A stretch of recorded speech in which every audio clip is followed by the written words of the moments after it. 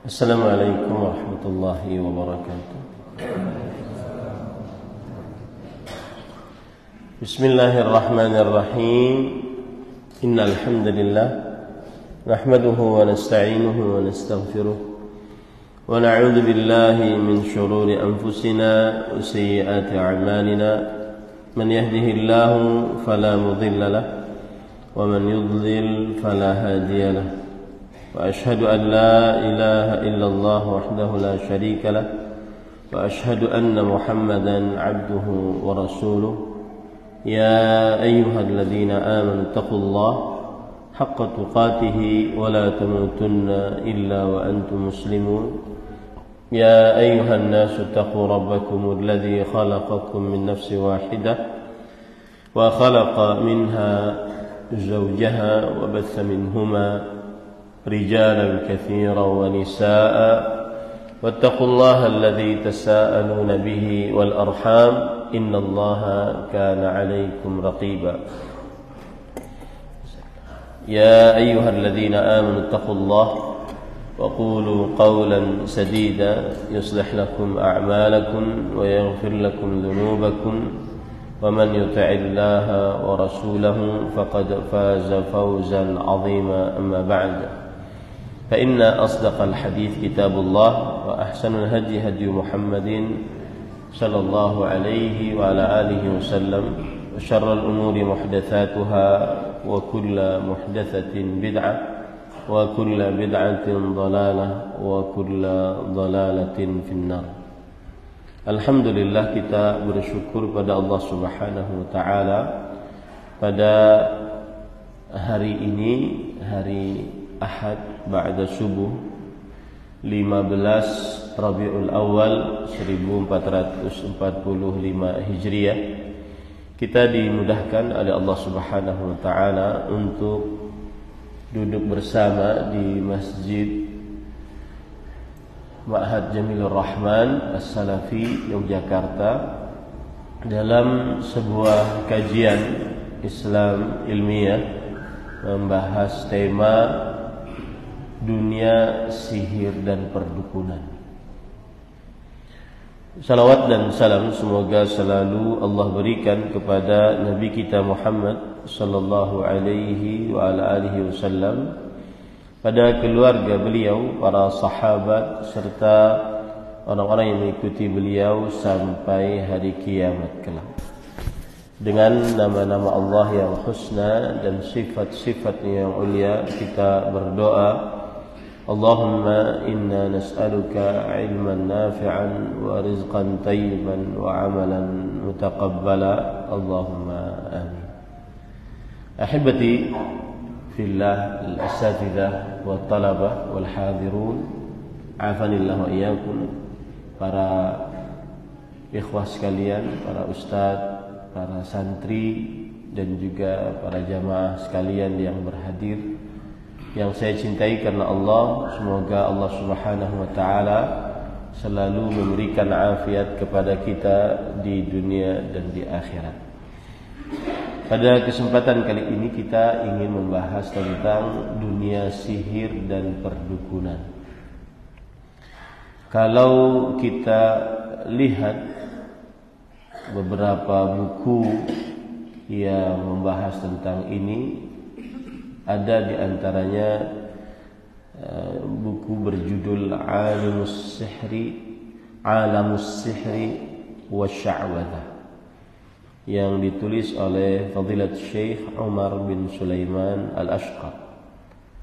Kemudian juga ada buku yang berjudul Tabsirul Bashir bi Tahrimi As-Sihr atau Tabsyirul Bashar bi Tahrimi As-Sihr, yang artinya pengetahuan dari seorang manusia tentang, atau pengetahuan kepada manusia tentang hukum keharaman sihir, ditulis oleh Fadilat Syekh Profesor Dr. Ali bin Ghazi At-Tuwaijiri hafizahullah. Kemudian ada juga kitab Al-Ahkam Al-Muta'alliqah Bis-Sihri Was-Sahara Fil Fiqh Al-Islami, ditulis oleh Fadilat Syekh Dr. Ahmad bin Fathi Al-Bukairi. Dan seorang penuntut ilmu wajib banyak membaca dan banyak belajar, terutama setelah dia keluar dari lembaga pendidikan, agar masuk ke dalam perkataan Sa'id ibn Jubair rahimahullah, la yazalu rajulu 'aliman ma ta'allam fa idza istaghna waktafa fa'lam annahu ajhalu ma yakun. Masih saja seseorang dikatakan sebagai seorang alim selama dia belajar, dan apabila dia sudah merasa cukup, tidak merasa memerlukan lagi, maka ketahuilah dia adalah orang yang paling bodoh. Itu tadi bekal bagi para pendakwah atau calon-calon pendakwah waris Nabi. Apabila dia ingin berdakwah, maka silahkan membaca dari buku-buku tersebut. Adapun tema kita pada kesempatan kali ini adalah yang berkaitan dengan sihir dan perdukunan. Apa itu pengertian sihir? Sihir pengertiannya diambil dari 3 huruf dasar, sin, ha, dan ra. Dan menurut ulama bahasa Arab, bahwa sin, ha, dan ra tadullu ala ma'anin jamma. Setiap kata yang dari asal huruf sin, ha, dan ra menunjukkan kepada makna-makna yang sangat banyak. Di antaranya at-tamwihu bil hiyal. At-tamwih bil hiyal, tipuan dengan cara yang licik. Kemudian yang kedua, al-khafa, sesuatu yang tersembunyi. Yang ketiga, al-istimalah, sesuatu yang meliuk-liuk, sesuatu yang meliuk-liuk. Yang keempat, al-latafah, kelembutan. Sihir secara bahasa artinya al-latafah, kelembutan. Adapun secara istilah syariat, saya ambilkan satu saja dari perkataan para ulama, di antaranya Imam Ibnu Katsir rahimahullah dalam kitab tafsirnya, ibaratun amma latufa amruhu wa khafiya sababuh. Dia adalah sebuah ungkapan yang menunjukkan tentang perkara yang tersembunyi dan atau perkara yang lembut dan tersembunyi sebabnya. Perkara yang lembut dan tersembunyi sebabnya.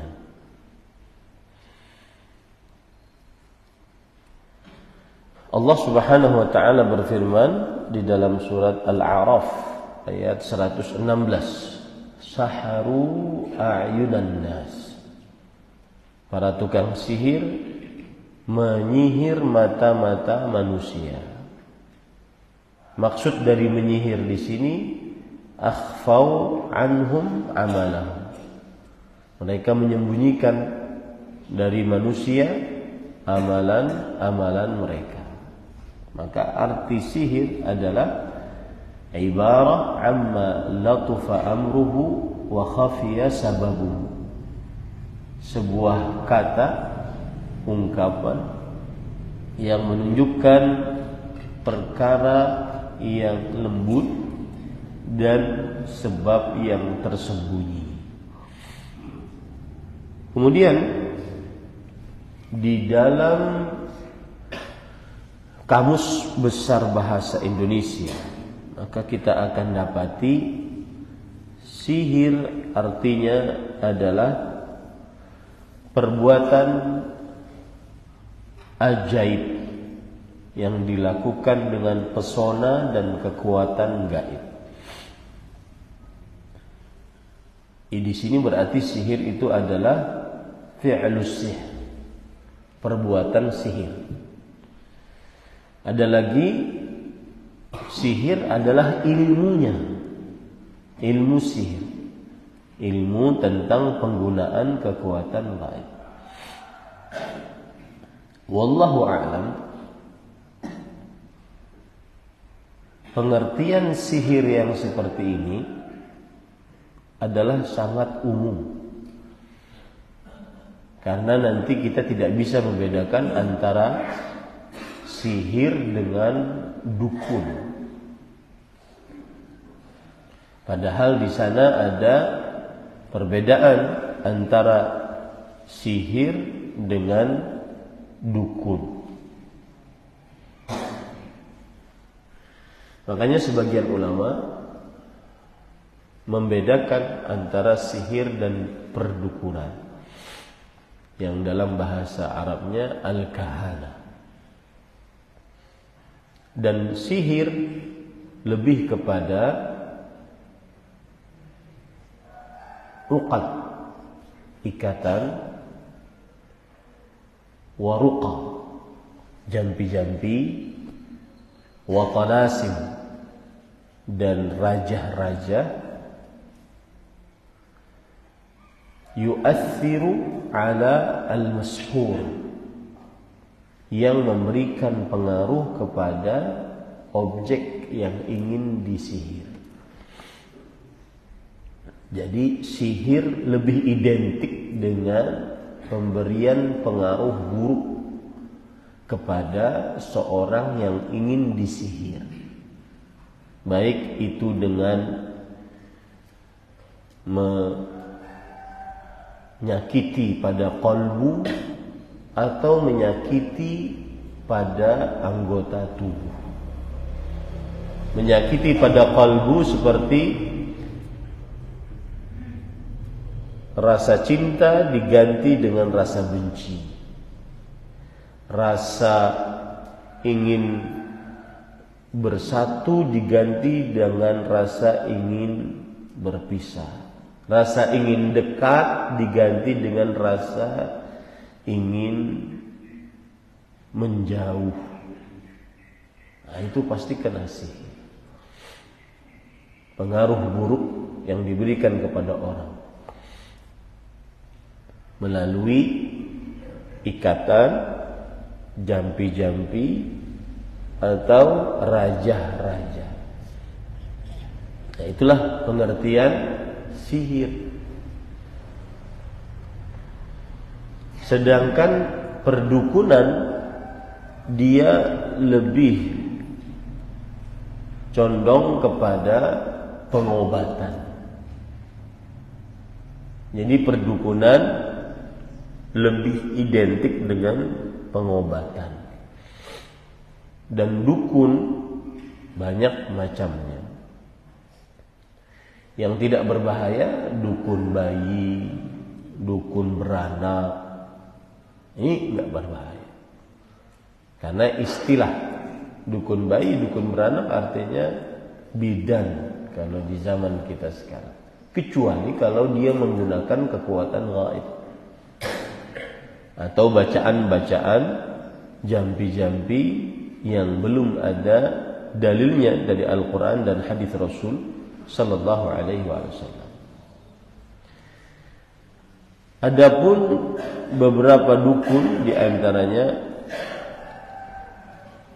dukun japa, dukun yang mengandalkan mantra sebagai pengobatan. Ini pun kalau seandainya mantra yang digunakan adalah ayat Al-Quran atau doa-doa dari hadis-hadis yang sahih, maka ini tidak mengapa. Ini sama dengan ahli ruqyah. Ada istilah dukun klinik, dukun yang mengobati dengan kekuatan gaib. Nah, ini dukun klinik.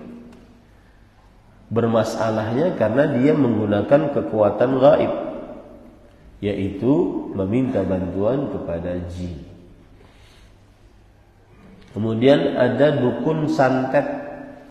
Dukun santet ini mengumpulkan dua, antara sihir yang merupakan pemberian pengaruh buruk kepada orang, atau dengan perdukunan, yaitu mengobati. Makanya dukun santet adalah dukun yang mengobati dengan kekuatan sihir. Pokoknya dukun identik dengan pengobatan. Sihir identik dengan pemberian pengaruh buruk. Guna-guna, santet, tenung, itu sihir. Ya. Kemudian ada dukun istilahnya siwer. Ini adalah pawang, yaitu apabila ada sebuah acara agar tidak hujan, maka didatangkan dukun sejenis ini. Ini namanya dukun siwer kalau dalam bahasa Indonesia. Ada lagi dukun susuk, pengobatan, tetapi dengan cara dimasukkan jarum susuk ke dalam bawah kulit. Dan ini bisa diidentifikasi dengan alat sehingga dia ketahuan dia pakai susuk berapa dan bisa dikeluarkan. Saya pernah mendapati kasus ada waktu itu saya masih kerja di Islamic Cultural Center Dammam, Arab Saudi, sebagai penerjemah dan pendakwah. Lalu salah satu tugasnya adalah mendakwahi para tenaga kerja wanita dalam keadaan penampungan. Mereka yang bermasalah ditampung oleh pemerintah Arab Saudi, kemudian diuruskan berkas-berkasnya sampai dan hak-haknya sampai bisa pulang. Lalu setelah itu kita ngadakan ceramah. Salah satu ceramah saya tentang tauhid. Maka di antara ibu-ibu mengatakan, cukup Ustaz, cukup. Kajiannya cukup. Kenapa Ibu? Saya kepanasan. Pipi saya panas, perut saya panas. Ibu pakai susuk berapa? Saya langsung tunjuk dia. 8 di sini 4, di sini 4. Untuk apa? Agar majikan bisa lemah lembut dengan saya. Sudah dikeluarkan berapa? 2 baru. Nah, ini contoh dari penggunaan susuk. Nah, siapa yang memasangkan susuk itu disebut dengan dukun susuk, dan tidaklah dipasangkan kecuali dengan memakai tenaga bantuan jin. Kemudian ada dukun tenung, dukun yang memiliki kekuatan gaib untuk mengobati, dukun tenung. Nah, ini berbagai macam istilah perdukunan. Adapun di dalam hadis Rasul Shallallahu Alaihi Wasallam, maka ada beberapa istilah yang patut kita perhatikan dengan cermat tentang kalau membicarakan sihir dan perdukunan ini. Yang pertama yaitu hadis Rasul riwayat Muslim dari Sofiyah binti Abi Ubaid, dari salah seorang istri Nabi Muhammad sallallahu alaihi wasallam, bahwa Rasulullah sallallahu alaihi wasallam bersabda, "Man ata 'arrafan fasa'alahu 'an syai' lam tuqbal lahu salatun 40 lailah." Siapa saja yang mendatangi arraf. Arraf, berkata Al-Imam Al-Baghawi rahimahullah dalam kitab beliau Syarhus Sunnah, bahwa Arraf adalah yadda'i ma'rifatal umur bimuqaddimati asbab yustadallu biha ala mawaqi'iha kal masruq man alladhi saraqa wa ma'rifat makan ad-dalla wa 'indama tuttahamu al-mar'ah biz-zina fayaqulu man sahibuha wa nahwu dhalika min al-umur, yang artinya dia adalah seorang yang mengaku mengetahui perkara hal gaib tentang sesuatu yang sudah terjadi. Arraf, sesuatu yang sudah terjadi. Seperti ditanya barang yang hilang, siapa pencurinya, di mana diletakkan. Kemudian ketika seorang perempuan dituduh berzina, dengan siapa dia berzina. Jika orang ini ditanya dan dia memberitahukan, maka orang ini adalah arraf, mengaku mengetahui akan hal gaib yang telah lalu. Barang siapa yang mendatangi arraf lalu ia bertanya, maka tidak diterima darinya sholat apapun sebanyak atau selama 40 hari 40 malam. Di sana ada istilah lain dalam hadis riwayat Imam Ahmad dari Abu Hurairah radhiyallahu an, Rasul sallallahu alaihi wasallam bersabda, "Man ata arrafan aw kahinan fasa'alahu an syai' fasaddaqahu bima yaqul faqad kafara bima unzila ala Muhammad." Yang artinya, barang siapa yang mendatangi arraf, arraf sudah kita ketahui, atau kahin. Kahin adalah, kata Imam Al-Baghawi, alladhi yukhbirul 'anil kawaini fi mustaqbaliz zaman wa yadda'i ma'rifatal asrar wa mutala'ata ilmil ghaib. Artinya, kahin adalah yang memberitahu tentang kejadian-kejadian yang akan datang di masa yang datang, dan mengaku mengetahui rahasia-rahasia dan mengaku mengetahui ilmu gaib. Ini adalah kahin. Jadi bedanya dengan arraf, kalau arraf itu hal yang telah lalu, kalau kahin hal yang akan datang. Siapa presiden 2024? Kahin. Ya. Kalau di mana pesawat ini jatuh, apa penyebabnya? Nah, itu arraf. Itu istilah. Dan baik sihir atau perdukunan tidak lepas dari iddia ilmul ghaib. Baik sihir atau perdukunan tidak lepas dari mengaku mengetahui akan hal gaib. Baik. Kemudian para ikhwan dirahmati oleh Allah Subhanahu wa taala, ada istilah yang harus diketahui juga adalah mukjizat. Kenapa kita membicarakan ini? Karena sihir dan perdukunan sangat erat dengan amrun khariqun lil 'adah, perkara yang di luar kebiasaan manusia. Maka harus kita ketahui apa pengertian mukjizat, apa pengertian keramat, karamah, dan apa pengertian sihir, atau bahasa Syekhul Islam Taimiyah rahimahullah, ahwal syaitaniyah. Mu'jizat adalah amrun khaliqun lil 'adah yujrihi Allah Ta'ala ala yadi nabiyyin aw rasulin litahaddi. Lihat ini bedanya. Sebuah perkara yang di luar kebiasaan manusia.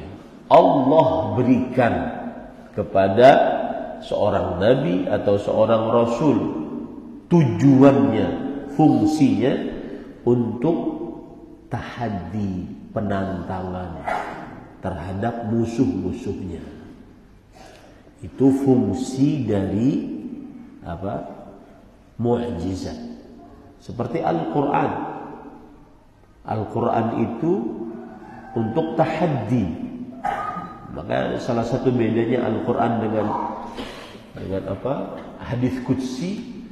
Hadis qudsi bukan untuk tahaddi, tapi Al-Quran untuk tahaddi.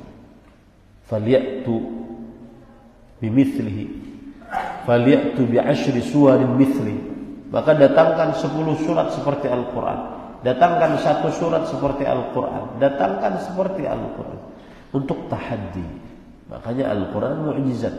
Adapun hadis qudsi bukan untuk tahaddi. Gitu ya.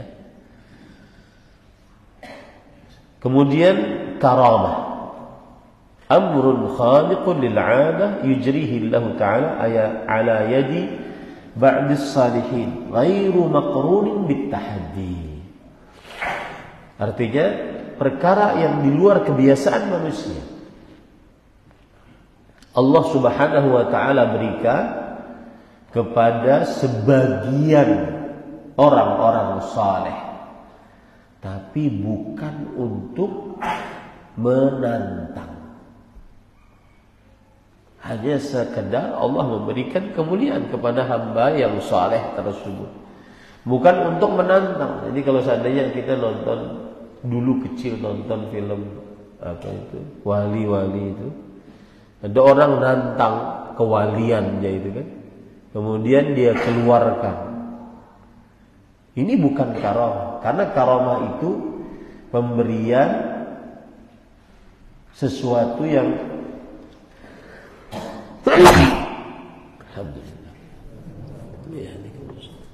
pemberian sesuatu yang di luar kebiasaan manusia kepada orang saleh, bukan untuk penantangan, tetapi untuk kemuliaan. Dan karamah sedikit di zaman para sahabat dibandingkan zaman setelahnya.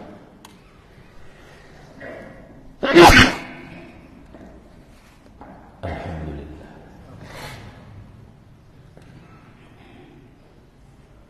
Hal ini disebabkan karena di zaman para sahabat Nabi radhiyallahu anhum, mereka yang dalam keimanannya. Sedangkan di zaman setelah para sahabat, maka tidak seperti keimanan para sahabat Nabi radhiyallahu anhu. Nah, ada istilah namanya ahwal syaitani.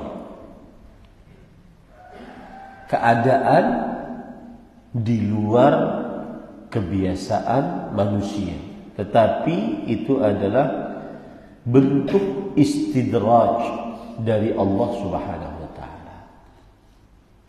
Bentuk istidraj, yaitu pemberian, penguluran waktu dari Allah Subhanahu wa ta'ala. Dalil yang menunjukkan akan hal ini diantaranya adalah wa umli lahum inna kaidi matin, dan aku berikan kepada mereka hal yang luar biasa, sesungguhnya tipuanku sangat kuat. Surat Luqman ayat 45. Begitu juga dalam ayat yang lain, kul man kana fid dhalalah falyamdud lahu ar-rahman madda. Katakanlah, siapa yang di dalam kesesatan, maka Allah Subhanahu wa ta'ala akan memberikan kepadanya kekuatan. Ini disebutkan oleh Allah dalam surat Maryam ayat 75. Begitu juga dalam ayat yang lain, sanastajrijuhum min haitsu la ya'lamun. Kami berikan istidraj kepada dia, diulur waktu, dikasih oleh Allah sesuatu yang di luar kebiasaan dari arah yang mereka tidak ketahui. Dalam surat Al-A'raf ayat 180. Nah, istilah-istilah ini penting untuk diketahui karena kita akhirnya bisa membedakan, oh ini sihir, ini bukan sihir, ini karamah, ini ahwal syaitaniyah. Seperti misalkan ada dua fisik dalam satu waktu.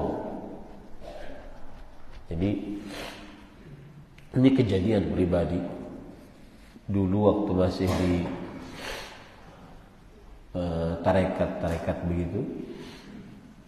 Ada mursyid saya, ini bisa dilihat di Banjarmasin, kita sedang kajian sama beliau, dan pada suatu waktu dia ada di Jakarta di saat yang bersamaan. Ini namanya ahwal syaitaniyah. Makanya sering didapati kisah-kisah yang susah dinalar ya oleh akal sehat. Itu namanya istidraj. Itu namanya ahwal syaitaniyah. Dia bisa terlihat dua tempat dalam satu waktu. Itu bisa saja terjadi. Maka harus diketahui hal-hal seperti itu. Itu bukan karamah, tapi itu adalah ahwal syaitaniyah. Karena Allah Subhanahu wa taala memberikan itu kepada orang-orang yang menyimpang untuk menjadi ujian bagi manusia, apakah beriman kepada Allah ataukah tidak. Baik. Sesudah kita pelajari istilah-istilah tadi, ini penting juga.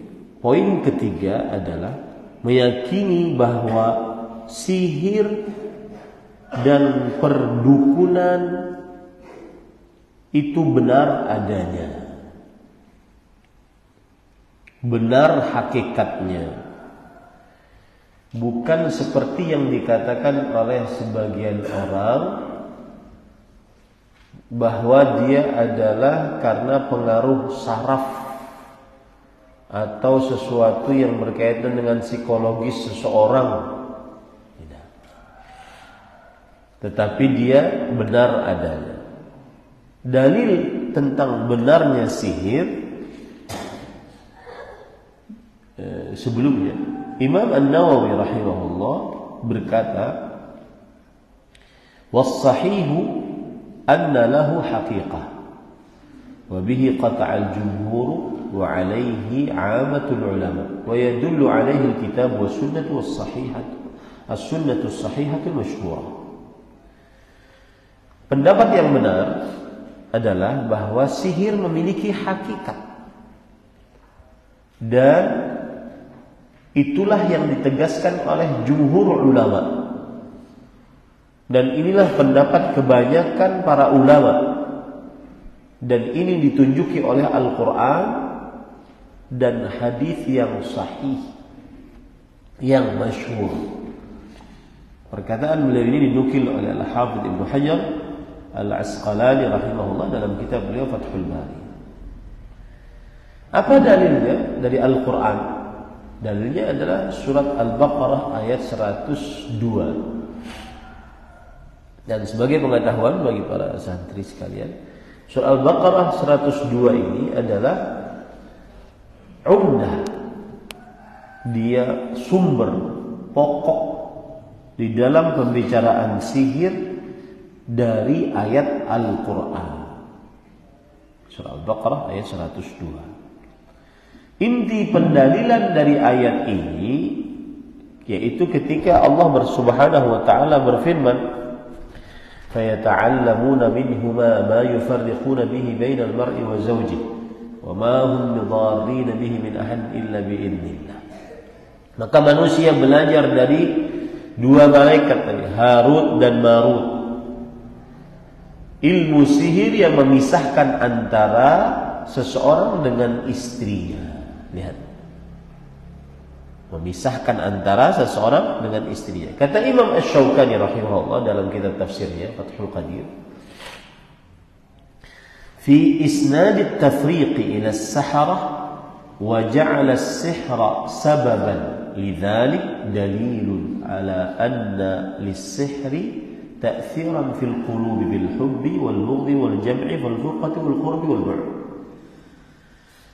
Ketika ayat tadi menyatakan bahwa manusia belajar ilmu sihir yang dengannya terpisah suami dengan istrinya, penyandaran terpisahnya suami dengan istri disebabkan ilmu sihir, ini dalil yang nyata bahwa sihir memiliki pengaruh pada qalbu, baik itu karena rasa cinta, rasa benci, ingin bersatu, ingin berpisah, ingin dekat, ingin menjauh.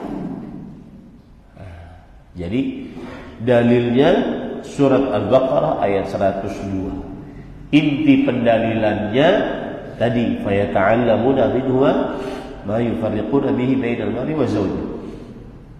Kemudian yang ketiga, wajhul istidlal, sisi pendalilannya adalah ketika Allah menyebutkan terpisahnya suami dengan istrinya karena saling membenci akibat sihir, ini menunjukkan bahwa sihir memiliki hakikat. Ya, begitu ya. Baik, para ikhwah yang dirahmati oleh Allah Subhanahu wa taala, dalil yang lain, surah Al-Falaq, qul a'udzu birabbil falaq, di akhir ayat min syarrin di tengah ayat, wa min syarr, di tengah surat maksud saya, wa min syarrin naffatsati fil 'uqad. Aku berlindung dari naffatsat, wanita-wanita tukang sihir yang menjampi-jampi pada ikatan-ikatan. Ya. Itu dalilnya. Dan itu inti pendalilannya. Sisi pendalilannya bagaimana? Kata Imam Ibnu Qudamah rahimahullah, ini pelajaran bagi para santri, perhatikan baik-baik. Sebagian pendakwah salafiyah dikritik dengan cara mereka tahu dalil, tapi tidak tahu mahal syahid minad dalil, dan tidak tahu wajhul istidlal. Dan ini dusta, fitnah. Makanya para santri harus paham betul mana dalilnya, mana mahal syahid minad dalil, dan mana wajhul istidlal. Dalilnya surat Al-Falaq, mahal syahid minad dalil, inti pendalilannya ada pada kata wa min syarrin naffatsati fil 'uqad. Dan wajhul istidlalnya kata Imam Ibnu Qudamah, dan paling enak mengambil wajhul istidlal dari perkataan para ulama. Makanya saya katakan tadi, banyakilah baca, ya, karena penjelasan para ulama penuh dengan berkah.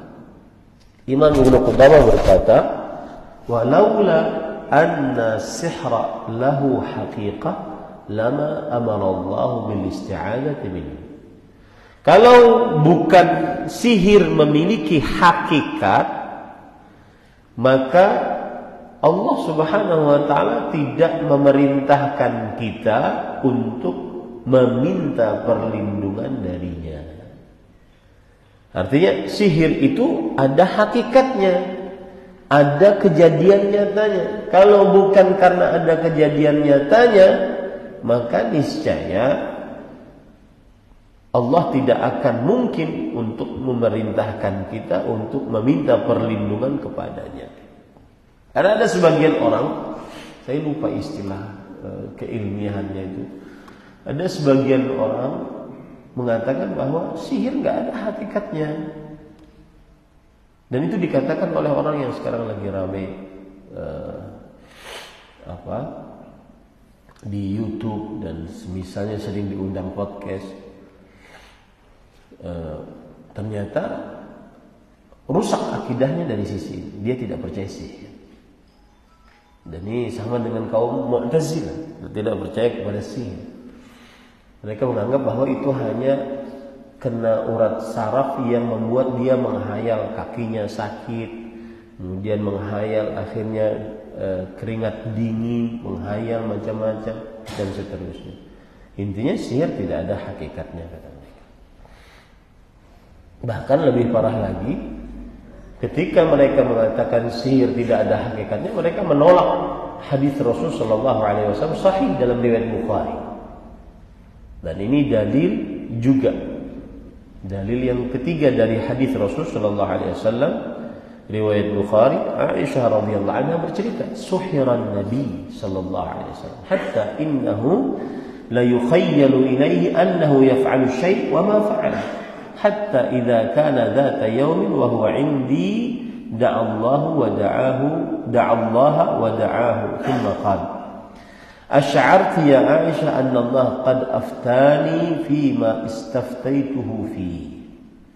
Nabi Muhammad sallallahu alaihi wasallam disihir sampai dikhayalkan kepada beliau bahwa beliau mengerjakan sesuatu dan tidaklah beliau kerjakan sesuatu tersebut padahal beliau belum mengerjakan. Seperti beliau ingin menggauli salah satu istrinya, padahal beliau belum mengerjakannya, tetapi sudah dikhayalkan, sudah mengerjakannya, sehingga syahwatnya tertahan. Dan asyaddun nasi bala'an al-anbiya, manusia yang paling besar ujiannya para nabi, maka sihirnya pun paling berat. Nah itu dalil yang menunjukkan bahwa sihir itu benar adanya.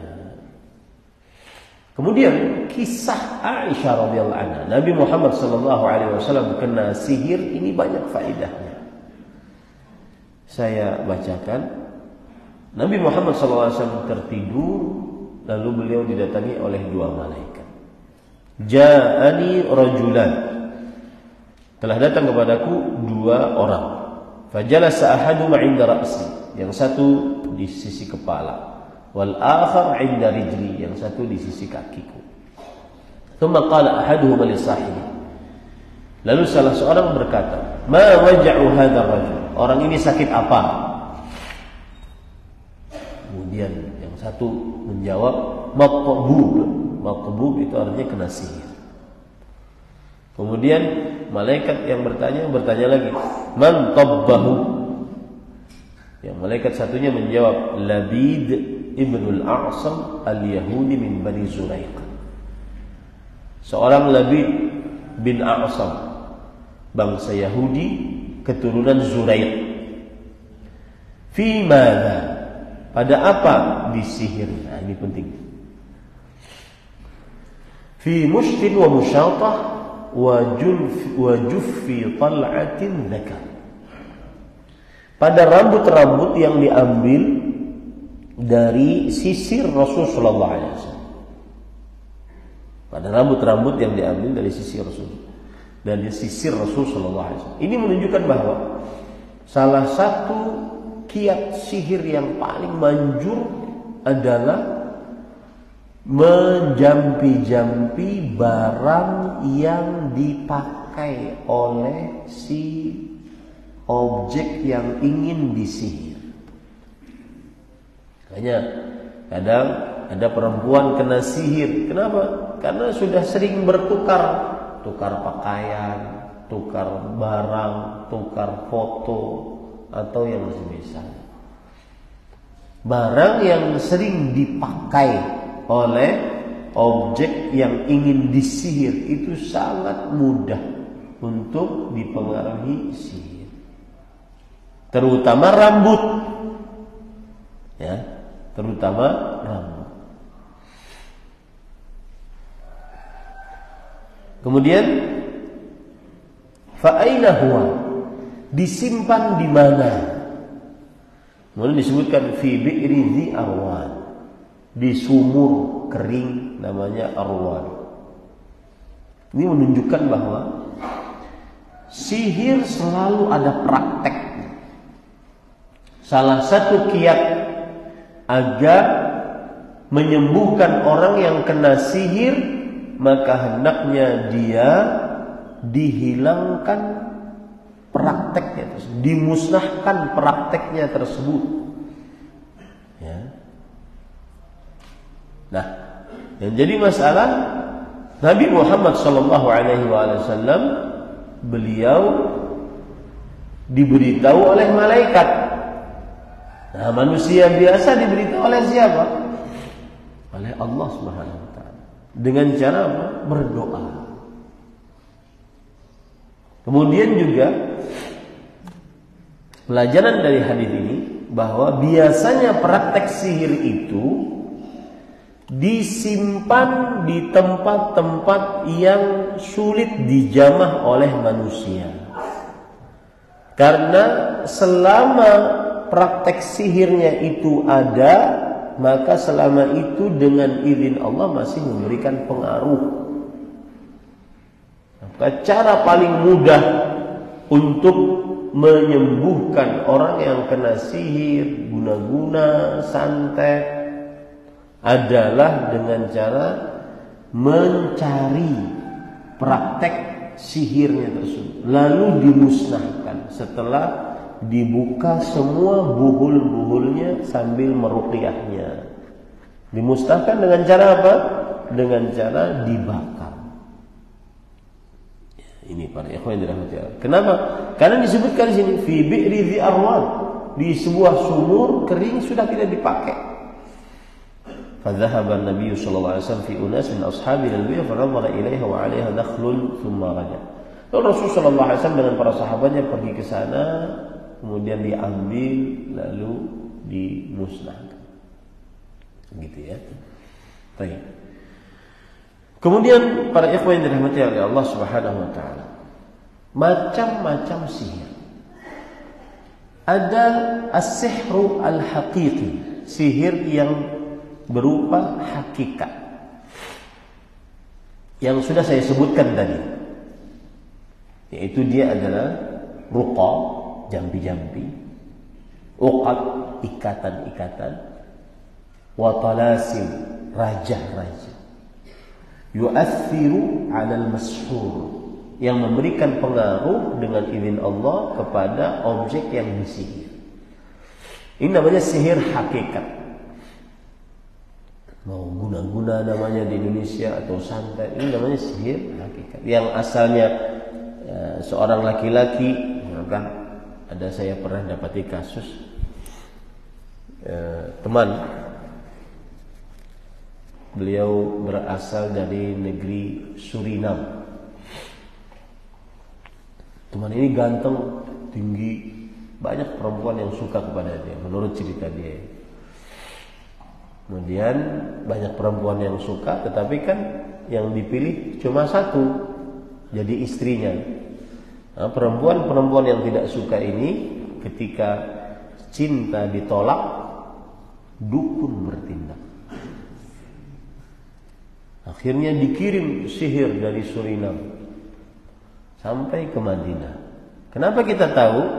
Ya, Ustaz Zaid tahu juga. Kenapa kita tahu? Karena waktu kita ruqyah, dia keluar jinnya. Jinnya pakai bahasa Jawa. Dan Suriname kan bahasanya bahasa Jawa. Nah,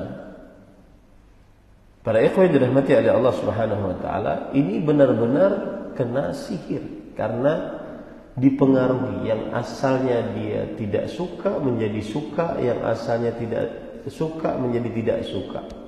Itu namanya sihir hakiki. seperti yang terjadi pada Rasulullah sallallahu alaihi wasallam. Ada sihir khayali, yang kedua sihir hayalan. Disebutkan oleh Allah Subhanahu wa taala dalam Al-Qur'an akan hal ini. Yaitu di antaranya Allah Subhanahu wa taala menceritakan banyak ayat tentang kejadian Nabi Musa dengan para tukang sihir Fir'aun.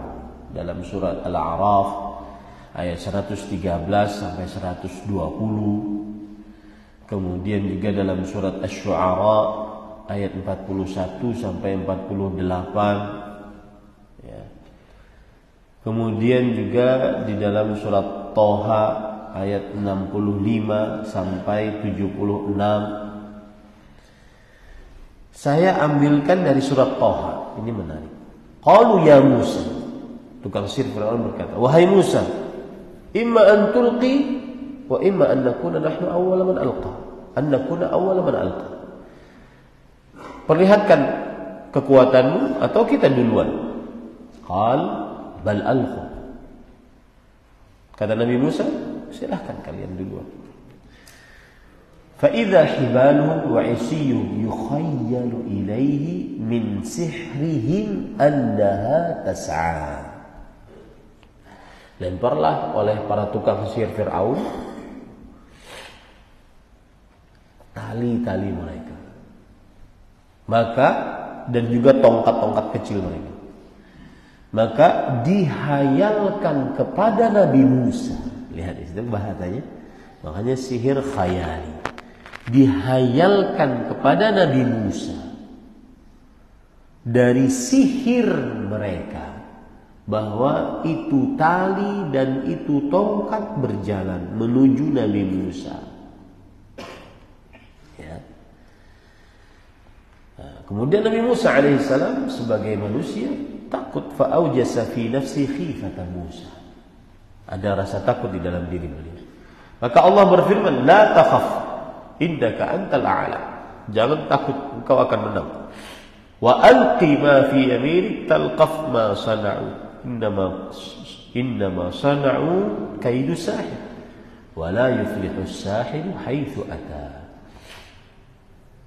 Dan lemparlah tongkat yang ada di tangan kananmu, maka tongkat itu akan berubah menjadi ular dan memakan apa yang mereka lemparkan itu.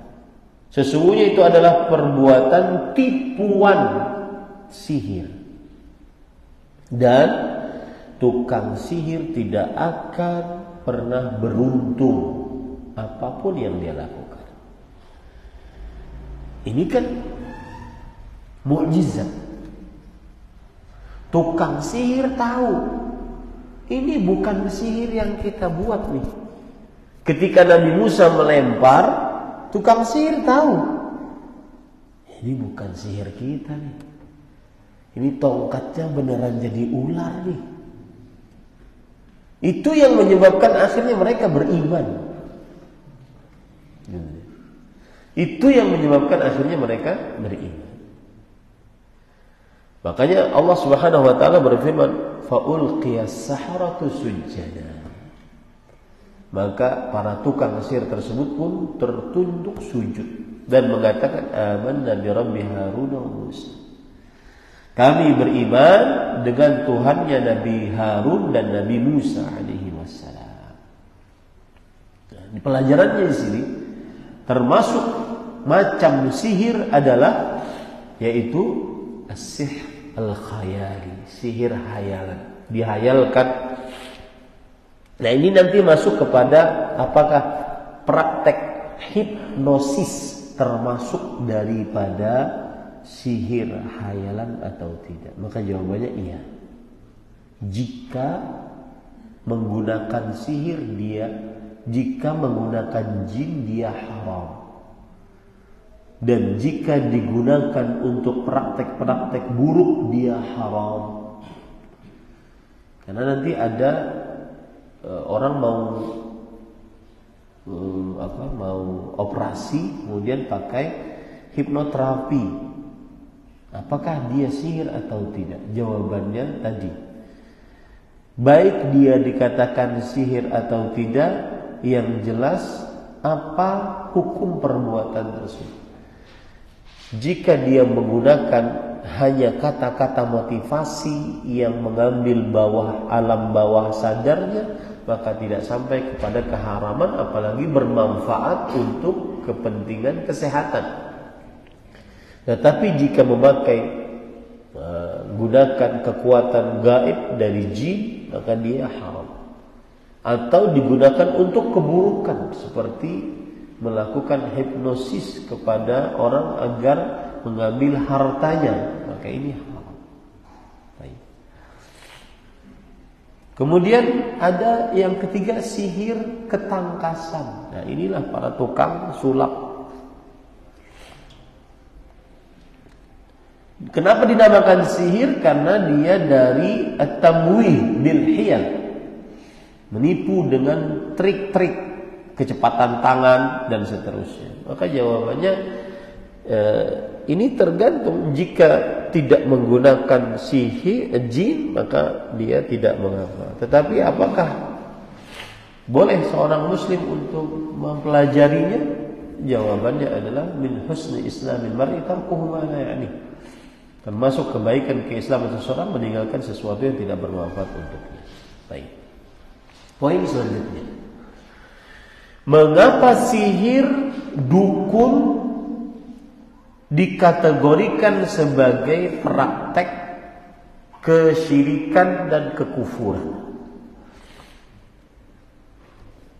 Saya sudah jawab tadi yang pertama, karena di dalam sihir dan perdukunan pasti ada iddia ilmu ghaib, mengetahui akan ilmu ghaib, pasti itu.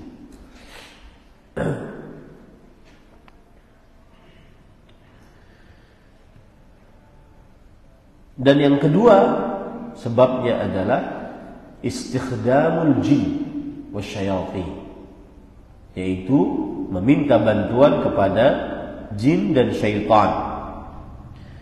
Allah Subhanahu wa taala berfirman dalam surah Al-Jin, wa annahu kana rijalun minal ins ya'udzuna birijalin minal jin fazaduhum rahaqa. Dan bahwa ada sekelompok dari manusia meminta perlindungan kepada sebagian dari kelompok bangsa jin, maka bertambahlah kepada mereka dosa, rahaqa. Nah, sebab yang ketiga ini lebih penting. Kenapa praktek sihir, praktek dukun termasuk kesyirikan dan kekufuran? Karena tidak akan pernah manjur sihir dan perdukunan kecuali dengan menghinakan yang dimuliakan di dalam Islam, menghinakan syiar-syiar Islam, menghinakan maharimullah, hal-hal yang dihormati oleh Allah Subhanahu wa taala. Seperti misalkan mushaf, sangat terhormat di dalam agama Islam. Dia hinakan untuk bisa mengabdi kepada jin dan syaitannya. Mushafnya dia letakkan untuk tempat pijakan buang air besar. Kemudian menulis ayat Al-Quran di telapak kakinya, menulis ayat Al-Quran dengan darah haid. Ini semua bentuk penghinaan terhadap Al-Quran. Menulis surat Al-Fatihah terbalik, bismillahnya di bawah, kemudian waladhdallin di atas, demi menghinakan asma'ullahi subhanahu. Kemudian juga sholat, misalkan sholat ibadah paling agung dalam agama Islam setelah 2 kalimat syahadat, maka dia mengetahui bahwa tidak sah sholat kecuali dengan berwudu. Dia sengaja berwudu, dia sengaja sholat tanpa berwudu. Nah, ini untuk menghinakan sholat tersebut, ya. Kemudian diantaranya juga menyembelih untuk selain Allah Subhanahu wa taala. Kemudian diantaranya juga adalah ini, ityanul maharim, dosa besar. Menggauli wanita-wanita yang merupakan mahram adalah dosa besar. Dia sengaja melakukan itu. Seperti menggauli ibu sendiri, menggauli saudari sendiri, na'udzubillah. Ya. Dia sengaja melakukan itu. Nah, ini semua dia lakukan, maka itu penyebab kepada kekufuran dan kesyirikan, praktek sihir dan dukun. Baik ya. Sekarang para ikhwan yang dirahmati oleh Allah Subhanahu wa taala. Apa hukum belajar sihir? Jawabannya adalah kufur. Karena Allah Subhanahu wa taala berfirman, "Yata'allamu" berkata dua malaikat, "Innama nahnu fitnatun fala takfur." Sesungguhnya kami ini ujian dari Allah untuk kalian. Jangan kalian belajar sihir, jangan kalian melakukan kekufuran. Surah Al-Baqarah ayat 102. Makanya saya katakan tadi, surah Al-Baqarah ayat 102 itu umdah fi babis sihir. Dia sumber dalam perkara-perkara sihir. Allah juga berfirman di awal surah Al-Baqarah ayat 102 tersebut, "Wattaba'u ma tatlu asyayatin 'ala mulki Sulaiman, wa ma kafara Sulaiman walakinna asyayatin kafaru yu'allimuna an-nasa as-sihra." Mereka mengikuti apa yang dibacakan pada kerajaan Nabi Sulaiman. Dan Nabi Sulaiman tidaklah kafir, akan tetapi syaitanlah yang kafir. Mereka mengajari manusia sihir. Jelas. Meskipun di sini terjadi khilaf, Imam Syafi'i mengatakan belajar sihir tidak mesti kufur, tetapi dilihat dari apa yang dipelajari dari sihir tersebut. Jika lazimnya mengkufurkan, maka dia berarti kafir dari pembelajaran tersebut. Jika lazimnya tidak mengkafirkan, maka berarti dia tidak kafir. Pendapatnya kuat. Imam Syafi'i itu cerdas, subhanallah. Tetapi jumhur ulama mengatakan dia kafir berdasarkan ayat-ayat yang jelas, hadis-hadis yang jelas. Baik. Terakhir, para ikhwan yang dirahmati oleh Allah Subhanahu wa taala, tanda-tanda tukang sihir dan dukun apa saja? Yang pertama adalah bertanya kepada si pasien nama dan nama ibu. Kenapa demikian? Nama dan nama ibu. Karena ketika ada orang mengatakan namanya siapa, misalkan mohon maaf Joni, ibunya siapa, Lela, nanti seakan-akan dia itu anak zina karena tidak punya bapak. Joni bin Lela, seakan-akan dia anak yang tidak halal dari hubungan yang tidak halal. Disitulah dia merendahkan dirinya. Itu penjelasan para ulama kenapa bertanya tentang nama dan nama ibu. Itu tanda yang pertama. Yang kedua, meminta didatangkan bekas yang dipakai oleh si pasien atau orang yang ingin disihir. Yang ketiga, meminta didatangkan hewan tertentu untuk disembelih. Nah, di sini saya sering bercerita kalau sudah masuk ke poin ini. Ada di tengah kaum muslimin itu tukang sihir, tukang dukun asli, pakai sat asli. Ada yang palsu. Palsu ini memang dua-duanya sama, ujung-ujungnya duit. Karena memang nenek moyang mereka, tukang sihir Fir'aun, itu ujung-ujungnya duit. Dia kan minta duit kepada Fir'aun. Nah, innala ajran in kunna nahnul ghalibin. Wahai Fir'aun, kalau kami menang melawan Musa, apakah kami dapat upah? Ini ujung-ujungnya duit. Baik tukang sihir asli atau palsu. Tetapi biasanya yang palsu ini hanya sekedar untuk benar-benar dapat duit. Padahal dia tidak memelihara jin atau apa. Jadi pernah kejadian ada tukang sihir bertaubat, tapi dia ini palsu, tidak asli. Datang pasien mengadukan tentang suaminya yang tidak pulang-pulang ke rumah. Maka kata si tukang sihir, tukang dukun palsu ini mengatakan, saya tahu, asalkan didatangkan hewan agar kita sembelih. Hewannya apa? Tikus. Wah, kalau tikus banyak kata si perempuan. Enggak, bukan sembarang tikus. Tikusnya yang yatim.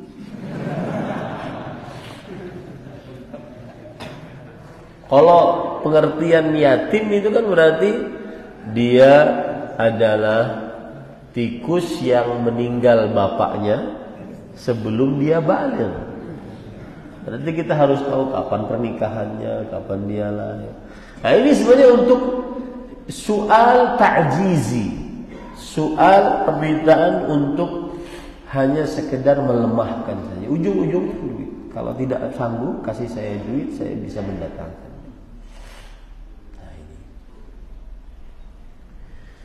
Nah, kemudian menulis rajah. Rajah itu ya, ada sebagian kawan-kawan yang tidak paham apa itu rajah. Maka rajah itu bentuknya seperti ini. Nah, ada tulisan-tulisan ya. Kemudian ada lagi seperti ini, ada angka-angka ya. Ada gambar-gambar, kemudian ada angka-angka yang tidak jelas. Ya. Ini rajah. Meskipun dia ada ada tulisan Arabnya, ada Al-Fatihahnya, ada Bismillahirrahmanirrahimnya.